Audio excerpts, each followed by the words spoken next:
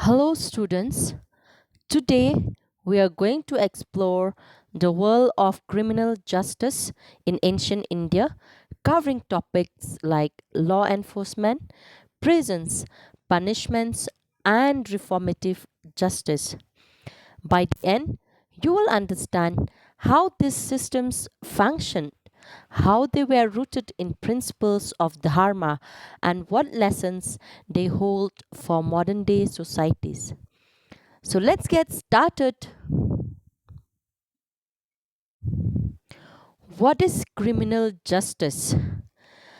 At its core, criminal justice refers to the systems and processes that a society uses to uphold laws, punish offenders, prevent crimes, and maintain social order. It's like a network of laws and institutions like the police, courts, and jails. All this work together to ensure that justice is served. The primary goals of criminal justice are: number one, punishing guilty individuals; number two, preventing crimes; number three, rehabilitating offenders; number four, protecting innocent citizens; number five, compensating victims whenever possible. In ancient India, the approach to criminal justice was inspired by Dharma, which refers to righteousness and maintaining harmony in society. The system was pragmatic, it focused on restoring social order rather than simply seeking revenge.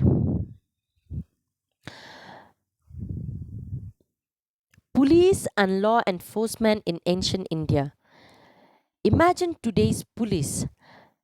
However, without the modern uniforms or centralized control, in ancient India, law enforcement was organized, however, localized. The king appointed officers called Danda Pakshikas or Rajukas to maintain law and order. These officers were like today's police. What do? They investigate crimes, they enforce laws, and ensured justice was served. One unique feature of the ancient Indian law enforcement was that the police were often chosen from the local community. This made them well versed in the local customs, traditions, and laws, allowing them to address dis- disputes more effectively. Now, imagine a theft in a small village. The local officer, who knows everyone in the community, investigates the case. Instead of just punishing the thief, they aim to resolve the issue in a way that restores harmony, perhaps by making the thief return the stolen goods and compensate the victim. The Arthashastra by Chanakya, a key text on governance, provides detailed guidelines for police and intelligence services. It emphasizes surveillance, which means keeping an eye on potential wrongdoers; investigation, which means thoroughly probing crimes, as well as maintaining public order, which means to ensure peace in the society. We also have prisons and punishments in ancient India, or we may call them the jails. So now let's talk about jails and punishments. These jails and punishments are two key components of any criminal justice systems. So we will see what are jails in ancient India. Prisons called Karagar were not as extensive as modern ones. They were mainly used to detain offenders awaiting trial or punishment. Interestingly, Prisoners in royal courts sometimes had the chance to discuss their cases with the king or his council, ensuring a fair hearing. Now we come to punishment.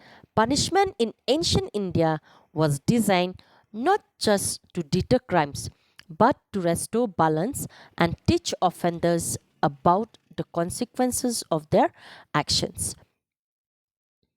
Let's take a look at some of the examples of punishment.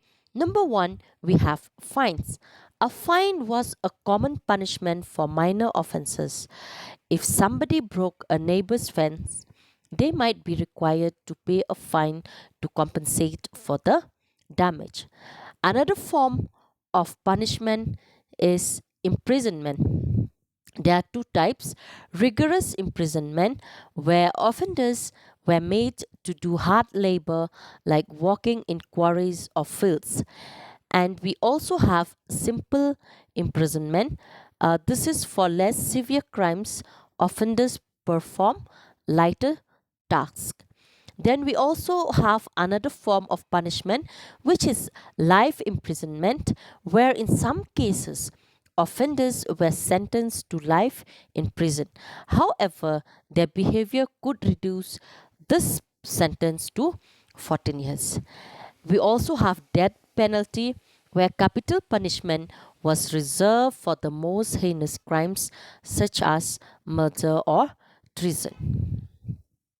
Now, if someone committed dacoity with murder, they could face the death penalty to serve as a warning to others.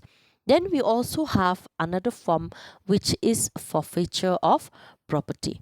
This was rare, however, applied in cases like robbery in foreign lands or corruption by public servants.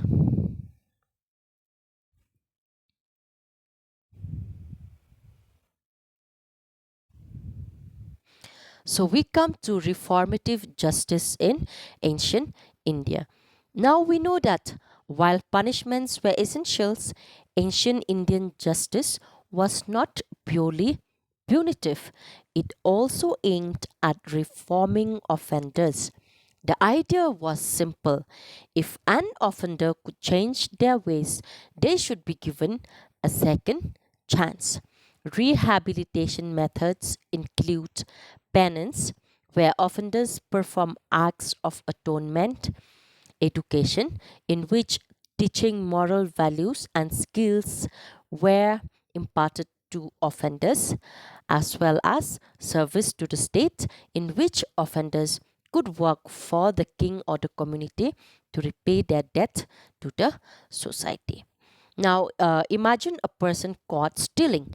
Instead of just punishing them, the court might require them to work for the victim's family. In this way, it will help them recover from the loss while also learning the value of hard work and honesty.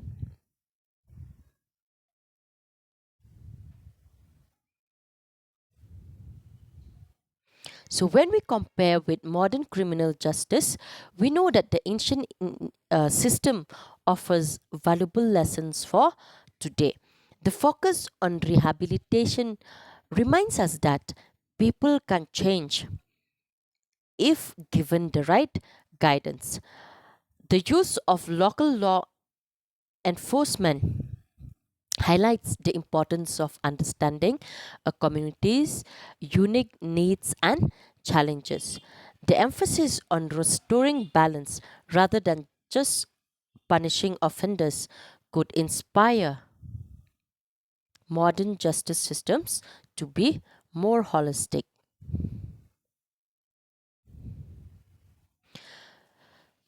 To wrap up, we can say that criminal justice in ancient India was a blend of punishment, reform, and restoration. It was grounded in Dharma and focused on maintaining social harmony while ensuring justice. The systems of police, jails, and punishment were designated not just to punish wrongdoers, but also to guide them back to the right path. Therefore, students, as you reflect on this, think about how these principles can be applied even today. How can we ensure that justice systems remain fair, efficient, and humane? Let's continue exploring these ideas as we delve deeper into Indian knowledge system. Thank you for listening, and I will see you in the next session.